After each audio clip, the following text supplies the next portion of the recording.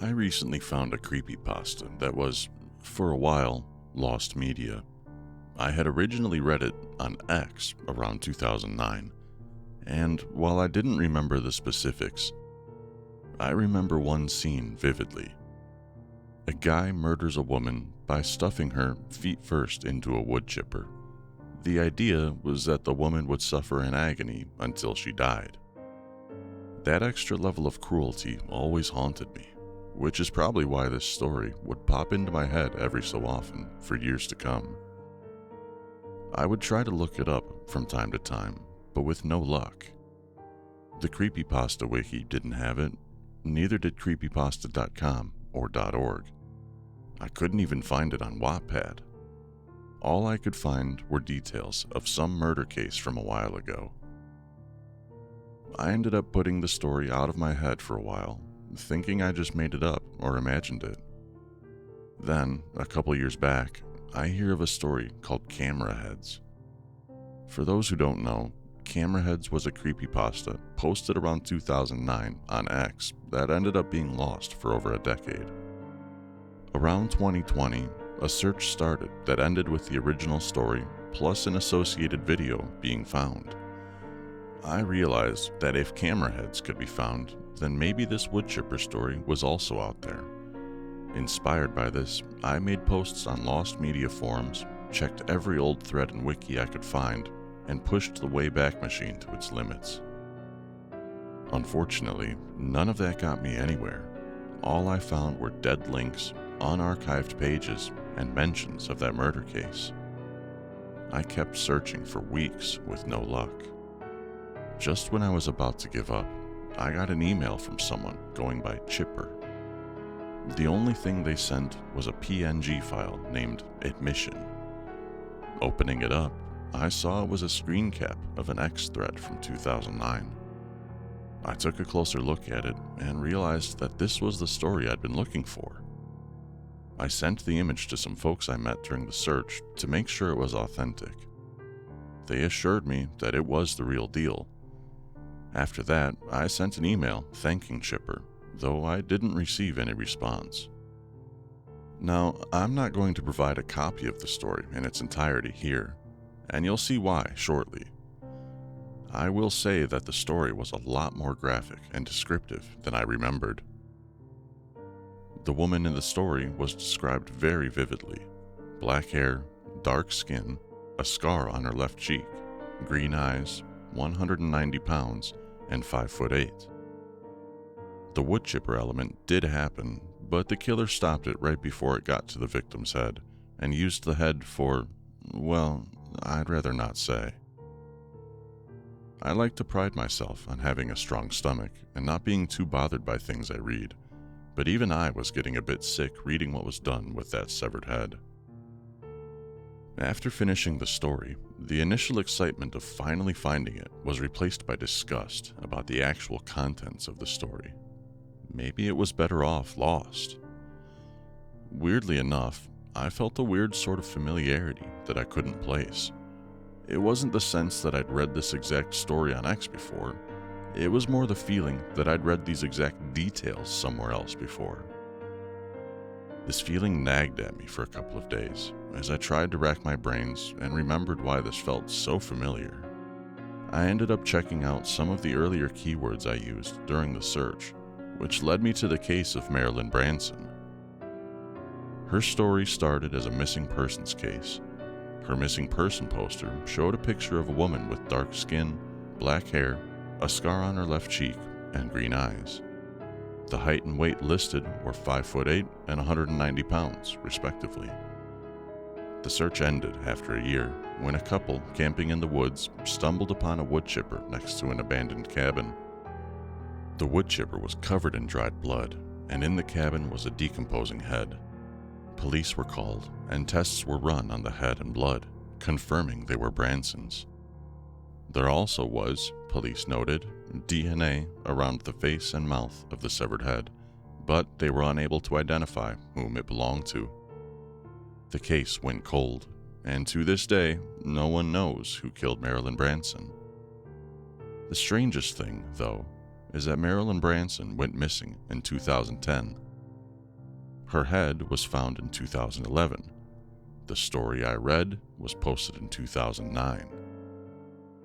Was this coincidence, or did the person who wrote this story predict what would happen to Marilyn Branson? And how could they have predicted something so specific unless they actually did it? Was this story a warning? A threat? A fantasy that was eventually acted upon? And finally, there was the question that had been gnawing at me since I received that email. Was Chipper the one who wrote the story? Did Chipper kill Marilyn Branson? Unsettled by all of this, I decided to forward this information to the FBI. Chances are it probably wouldn't amount to much. All I had was a story, a weird coincidence, and an email address. But I had to do something. If I had the key to solving a decade-old murder and did nothing with it, I wouldn't be able to live with myself. After sending in the tip, I tried putting the case out of my head and moving on with my life, which I was actually able to do for a while. I went to work, caught up on some shows, and hung out with friends. The word Woodchipper didn't even cross my mind. I convinced myself that I'd never have to hear about this case again. Then, today, I got another email from Chipper. The subject line was simply, "Snitch." The email itself featured a story in which the narrator gruesomely tortures somebody for days on end before finally dumping their victim's half-alive body into a woodchipper. Now, like the last story, the victim in this one was very vividly described. However, this victim wasn't Marilyn Branson.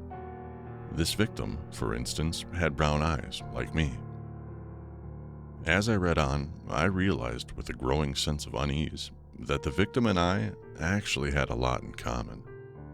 We had the same hair color and skin color. We were the same height and same weight. Hell, we shared the same scar above the left ear and the same birthmark on our back. I knew this story was about me, and that knowledge filled me with terror. But what truly terrified me was the story's final line. See you soon. I draw explicit art for folks who pay me money. Honestly, it's not the worst way to make a few bucks. People are gonna be horny, and if you have the stomach, they'll pay you to indulge their weird kinks.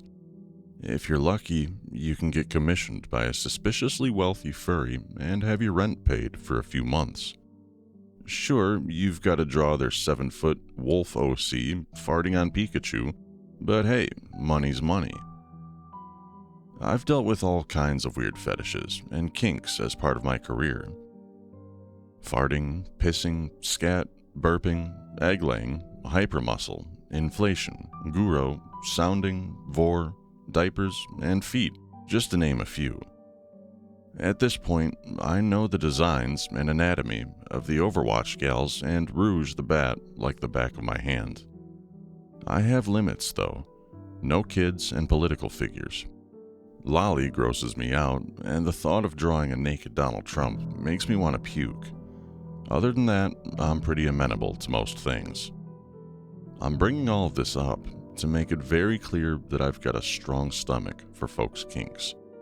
I'm not someone who looks at DeviantArt groups like Hypnosis Feed and thinks, truly, these people are disgusting degenerates and their kink is a sin. Though, to be fair, the foot fetishists are degenerates, but mainly because they're super annoying. So, with that all established, let me tell you about the guy whose commission scared the shit out of me. It started a few weeks back. I was scrolling through Twitter when I get a message from someone going by Woodchipper. "Hello, I would like a commission," they said. I gave them my prices. Woodchipper was willing to pay and told me their commission idea. I want a pic of a naked woman in a woodchipper. She needs to be inserted feet first. She's in up to her hips, so only her torso upwards is visible. She needs to look like she's in pain, like a lot of pain. Okay, that's a new one, I'll admit. I've done gore stuff, but the woodchipper thing isn't something I've been asked to do before.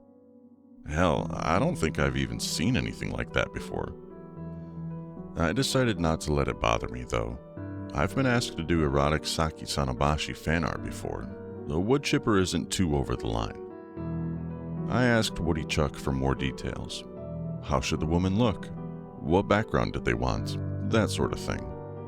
Woody Chuck replied that the woman should be slightly chubby, have dark skin, black hair, green eyes, and a scar on her left cheek.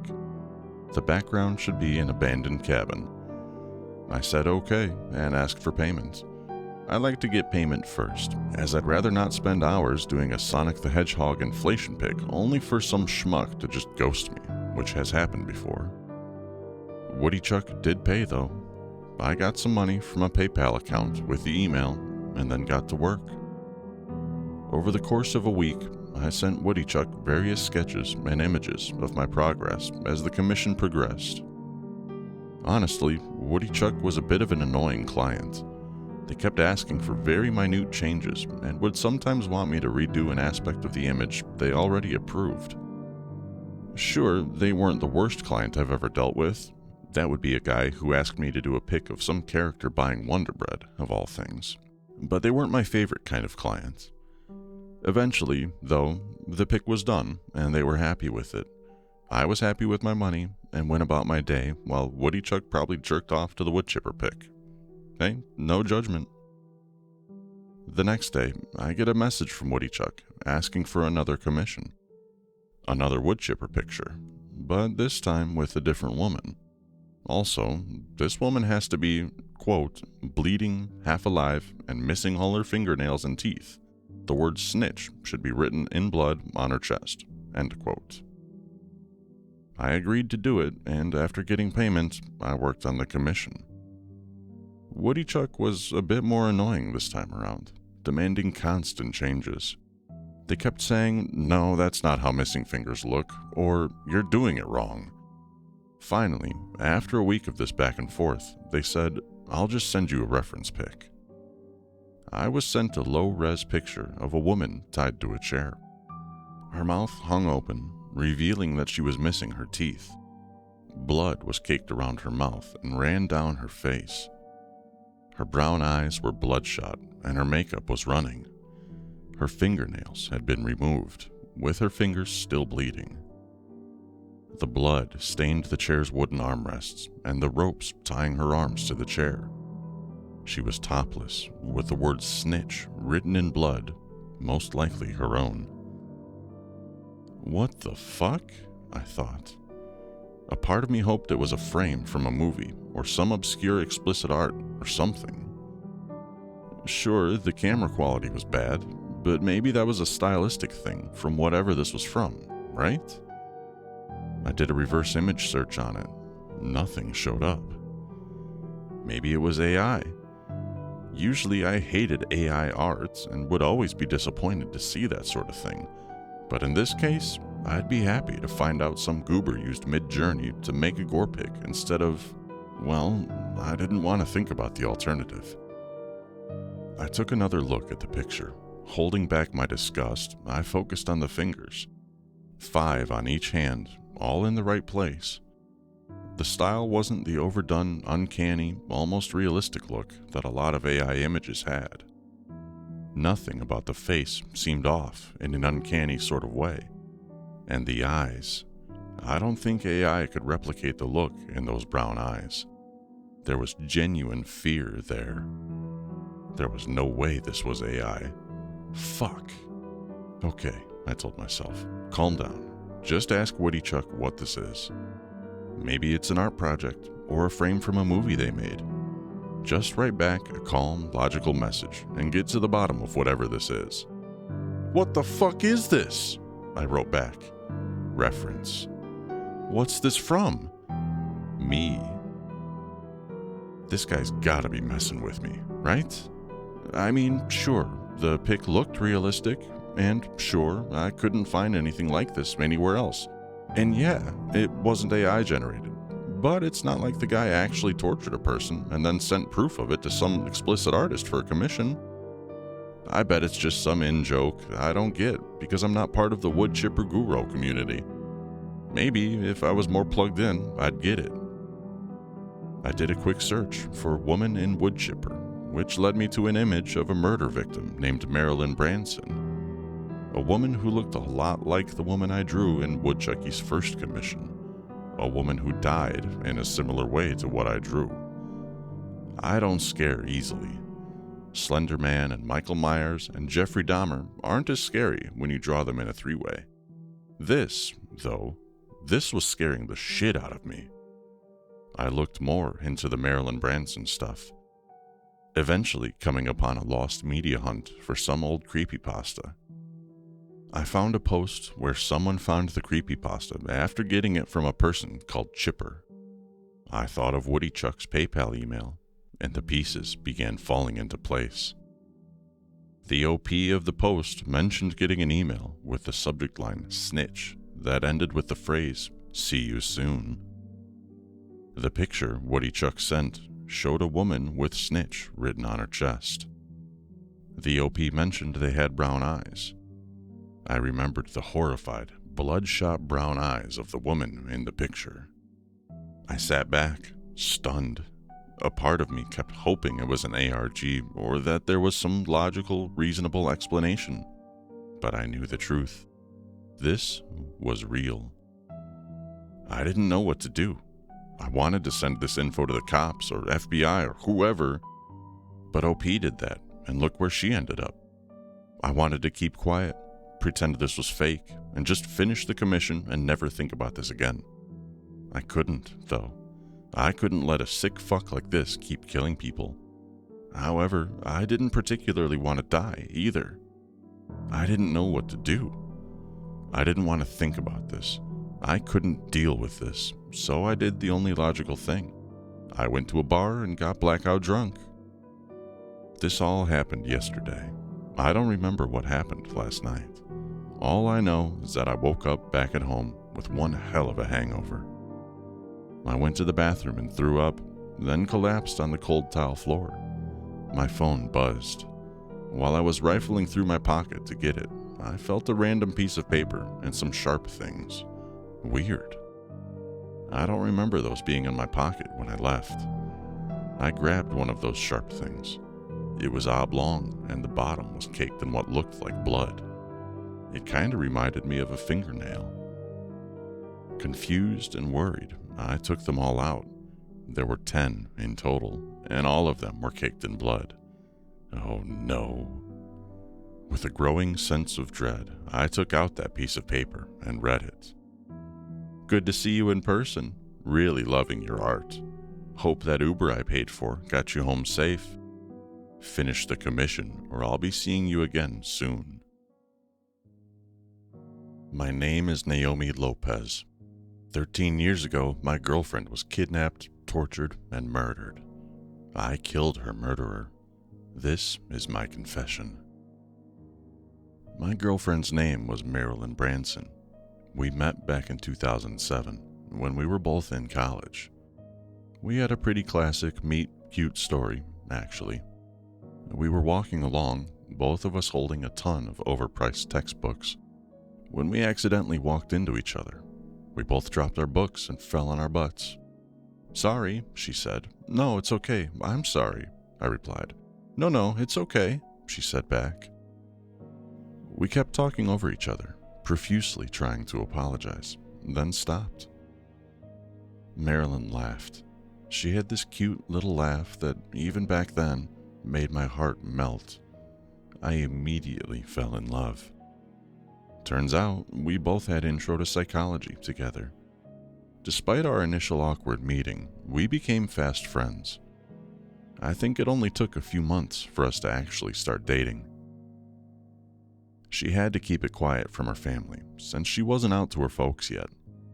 As far as they knew, I was just their daughter's really close friend, Naomi. Marilyn loved music. She was probably the most talented pianist I'd ever heard. Watching her play live was incredible. Her fingers danced across the keys with a natural ease. She was able to make up lyrics for songs as she played, melding both lyrics and instrumentals on the fly. It was incredible. She was incredible. It's funny, the first time I saw her play, my very first thought was, I am so glad she's good with her fingers. Marilyn also loved bouncy castles. I remember on one of our first dates, we went to one together. I was a bit shy about it, since it was kind of for kids, but she encouraged me. Watching how happy she was, hearing that cute little laugh again, I joined in. That was probably the happiest moment of my life. We were together for 3 years, and I had never been happier. Every night, we'd come back to our apartment from our classes, have a nice dinner, then go to bed together. Every morning, I'd wake up to see her face illuminated in the glow of the sun, and all I could think was how much I loved her. Then, one night in 2010, she didn't come home. She didn't say she wouldn't be back, which was very unlike her. I called her and got no response. I was worried, but hoped it was nothing. The next morning, she still wasn't there. Her friends hadn't seen her. Her family hadn't heard from her. I wasn't sure whether or not to call the cops. She was missing, sure, but could I trust the cops to look for a black lesbian? After 48 hours, though, I broke down and called them. 3 showed up. 2 of them asked questions, while the other just stood awkwardly in the corner. They didn't find much. No sign of any foul play. The last person to see her was a classmate who said she seemed to be heading home. No footage was found of anyone taking her. No ransom note, no evidence, nothing. Marilyn was outed to her family during the investigation. I don't know who did it. All I know is that they didn't take it well. The Bransons had been like a second family to me. My parents had thrown me out after I came out. And having them scream at and blame me for what happened to Marilyn killed me. I saw her missing person poster. This wonderful, complex person was broken down into a few base components. Black hair, dark skin, scar on her left cheek, green eyes, 190 pounds, and 5'8". They didn't know about her laugh, or her musical skills, or the way she bit her bottom lip when she was thinking. I guess that's why I'm writing all of this. Marilyn Branson was more than just a series of physical characteristics, more than just a victim, and I want everyone who thinks of her to remember that. Somehow, I was able to graduate. My GPA was shit due to my exhaustion from nights of staying up, hoping against hope for a call from Marilyn. But I still put in the work to graduate. I knew Marilyn would have wanted me to. 2 days after my graduation in 2011, I heard what happened to Marilyn. I spent the first few hours crying in the bathtub, then 2 days lying in bed. I'd wake up every morning to find myself alone. Weeks passed. A funeral was held for Marilyn. I wasn't invited. Months passed. I tried moving on. I got a job. I tried making friends. After a few years, I tried dating again, but it never worked out. I just couldn't move on from Marilyn. I thought about her constantly. I thought about that time in the bouncy castle. I thought about her laugh. I thought about finding the son of a bitch who murdered her and killing him with my bare hands. The police stopped searching, but I never did. I tried finding cases that were similar to Marilyn's. Dead body in a woodchipper, head used as, well, you know, nothing. I tried finding unsolved cases near where Marilyn went missing and where she was found. Nothing was similar. Just a lot of mentions of Fargo and some things here and there about some old creepypasta. I wish I followed up on the creepypasta lead. By the time I realized it was about Marilyn, the person who posted it wouldn't respond. I'd later find out she died, killed by the same son of a bitch who took Marilyn. Before this woman died, though, she left behind one key piece of information: Chipper. I didn't know if that was this guy's email address. The email provider wasn't listed, but it was something. Maybe he used this as a username elsewhere. Maybe this could be a lead. I spent the next week trying to find anything with this lead. I was hoping for a name or an address, but I'd settle on an email address at least. I didn't find that, though. Just scattered comments left by Chipper on various fetish message boards talking about his woodchipper fetish. Some of these dated back to 2008, 2 years before Marilyn was kidnapped. How long had this guy been planning something like this? I also discovered that Chipper had been commissioning art of his woodchipper murders for years. It wasn't easy to find, but it was around. It was also absolutely disgusting. After those commissions, those artists stopped posting.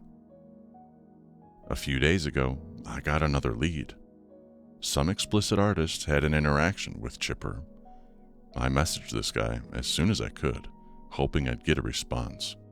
"Hey," I said, "I'm Marilyn Branson's girlfriend.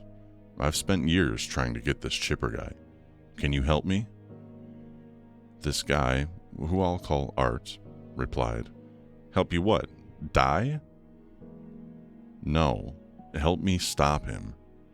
"Yeah, because that worked out so well for the last person who did that." "What, you think he'll let you live if you keep quiet and make his horny little doodle? He'll still kill you. He's been doing this for over a decade. I'm offering you a chance to stop this guy and maybe not die." Art didn't respond for a few minutes. I thought I might have pushed him a bit too hard. Then I got another message from him. "Fine." Art sent me what he'd gotten from Chipper, including the picture of the woman he tortured. The background of the image had a window, and through it I could see a black truck. Art and I spent a few days planning how to stop Chipper. The plan we came to was risky, and it took a lot for me to convince Art to follow through with it, but it was the best shot we had. We both knew that Chipper knew where Art lived and had no intention of letting him live. He wouldn't break into Art's house, though. That'd be too obvious and leave too much of a trail. Judging by what Chipper did earlier, he'd probably ambush Art somewhere out of the way. Perhaps at a local dive bar, like where he initially found Art. That, we realized, might be a good place to ambush him instead. With that, our plan was set up. Art finished Chipper's commission, and then went back to the bar where Chipper first met him. I came in a bit later and stayed away from Art while still keeping an eye on him. Art, meanwhile, got absolutely hammered. The plan wasn't for him to get that drunk. I just think he wanted to. I kept my hand in my coat pocket, gripped tightly around the revolver I brought with me. I bought it a decade ago. I hoped I'd be able to use it tonight. The hours ticked by, and Art got more and more incoherent. It was starting to seem like our ploy had failed. Then someone new walked in. The bartender, upon seeing this new arrival, said, "Hey, Officer Dugan, how are you?" "I'm all right, Chet. Just came in to get my buddy home," Dugan said, grabbing Art. "His wife's worried about him, you know." Art slurred out something, probably saying how he wasn't married. Dugan laughed. "All right, come on, bud. Let's get you home." Dugan pulled Art off the bar stool and dragged them outside. I followed behind them. Once outside, I saw that Dugan was dragging Art to a truck, the same black truck from the picture. I heard Dugan say, "I told you I'd see you soon, didn't I? I can't wait to see what you look like in a woodchipper." That was it. It was him. This son of a bitch was Chipper. He was a cop all along. I pulled my revolver out of my coat pocket, holding the cold metal of the gun in a white-knuckled grip. Dugan heard the cocking of the gun and stopped. "Pulling a gun on a cop? Really?" he asked. He turned around, and I immediately recognized him. He was one of the cops who came to investigate Marilyn's disappearance after I called 911. The awkward one who stayed in the corner. This bastard probably tampered with evidence. He's why it took a year to find Marilyn. He's why no one could find out who killed Marilyn, even though his fluids were smeared all over her face. A part of me wanted to ask why he did this, why he killed Marilyn. A part of me wanted to scream profanities at him. A part of me wanted him to monologue like a cheesy supervillain, realizing his evil schemes and dastardly plans. The biggest part of me, though, the one screaming in my head, just wanted to kill this bastard. I want to say that pulling the trigger was hard, that I had a moment of hesitation. I want to say that I saw his humanity for just a brief moment. I want to say that I thought, no, he must stand trial for his crimes.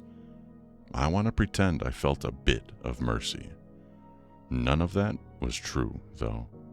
I had no hesitation. I had no mercy.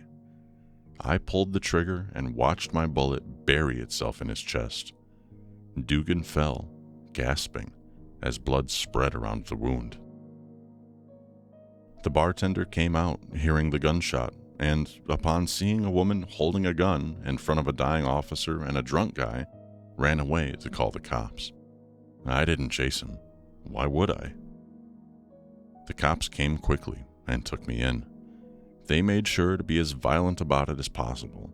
I'm genuinely surprised none of them tried to kill me. Officer Dugan would die half an hour later. I'd learned that tons of erotic woodchipper art was found on Dugan's computer, and that the severed head of Gwen Monroe, a woman who had posted online about an old creepypasta she found, was discovered in his truck. I didn't expect this to exonerate me. I expected him to be treated as a hero in the media. Some Fox News asshole is going to declare him a hero while I'm going to become a monster, some Antifa goon or violent leftist. You'll hear about how Dugan was a good cop, and every news anchor will talk about the old ladies he helped across the street while neglecting the fact that he threw them into woodchippers. If his murders do come up, they'll be dismissed as mental illness or fake news. What you won't hear about is Marilyn Branson. You won't hear about her smile, her laughter, her talent, or her love of bouncy castles. You won't hear about how a woman named Naomi Lopez loved her with all of her heart. I guess that's why I'm writing this. I want you to know. I want Marilyn Branson to be more than a missing person poster. She'll always be more to me. I hope when all this is over, I can see her again.